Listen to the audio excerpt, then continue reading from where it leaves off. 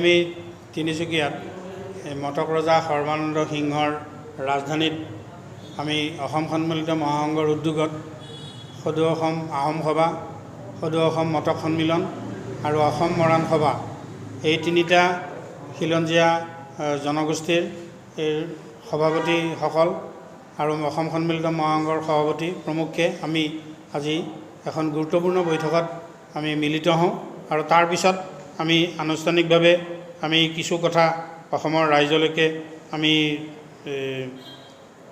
আপোনালোকৰ মাধ্যমত আমি জনাইছোঁ। সেইকেইটা কথা হ'ল কি যে এই 6 নম্বৰ দফা সমিতিৰ যিটো প্ৰতিবেদন সেই প্ৰতিবেদন কেতিয়াও অসমৰ খিলঞ্জীয়াই গ্ৰহণ নকৰে, কাৰণ তাত ভিত্তিবছৰ 1951 বুলি কোৱা আছে আৰু 1951কেই খিলঞ্জীয়া বা অসমীয়াৰ ভিত্তিবছৰ বুলি কৈছে। সেইটো আমি দুৰ্ঘোৰ বিৰোধিতা কৰোঁ।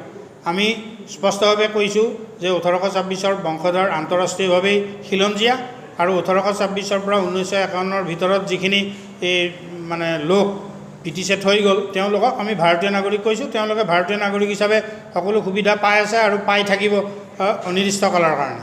গতিকে ভাৰতীয় নাগৰিক আৰু খিলঞ্জীয়া নাগৰিক এইটো একাকাৰ কৰিব নালাগে। খিলঞ্জীয়াৰ অধিকাৰ মৰ্যাদা ৰক্ষা কৰিব লাগিব প্ৰথম ফাৰ্ষ্ট এণ্ড ফৰমষ্ট, আৰু লগতে ভাৰতীয় নাগৰিকসকলৰ। গতিকে আমি আজি প্ৰশ্ন উত্থাপন কৰিছোঁ এই 6 নম্বৰ দফা কমিটিৰ ওচৰত, অসম বাংলাদেশৰ অংগ আছিল নেকি? নে অসমৰ পৰা বাংলাদেশ 1971 চনৰ 25 মাৰ্চত পৃথক হৈছিল? কি কাৰণত দেশৰ সংবিধান প্ৰদত্ত 1951ৰ বিৰোধিতা কৰি 1971 চনৰ 25 মাৰ্চ অসমত বিদেশী চিনাক্ত কৰাৰ ভিত্তি কৰাৰ ক্ষেত্ৰত এই 6 নম্বৰ দফা কমিটিয়ে সমৰ্থন জনাইছে? 6 নম্বৰ দফাই কেতিয়াও খিলঞ্জীয়া জনগোষ্ঠী বা অসমীয়া সম্প্ৰদায়বোৰৰ উপকাৰ নকৰে।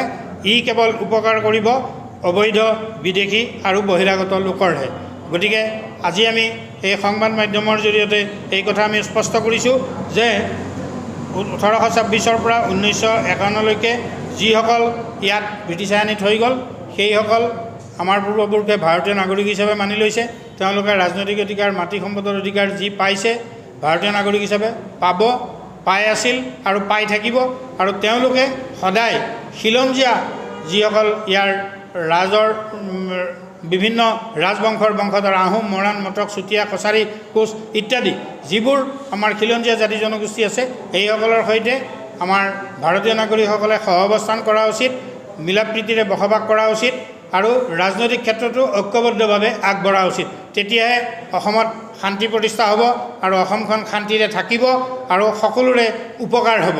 গতিকে আমি এই কথাকেই আমি আহ্বান জনাইছোঁ যে 1951 চনৰ পৰা 1971 চনলৈকে এই যিখিনি বিদেশী ৰখাৰ কাৰণে পৰামৰ্শ দিছে সেই ক্ষেত্ৰত আচলতে এই কমিটিয়ে এইখিনি ক্ষেত্ৰত পৰামৰ্শ দিব লাগিছিল যে এই 51 চনৰ পিছত আচলতে অসমে আৰু কোনো বিদেশী ৰাখিব নোৱাৰে, সেইখিনি ভাৰতৰ বেলেগ ৰাজ্যত তেওঁলোকে ডিষ্ট্ৰিবিউট কৰক।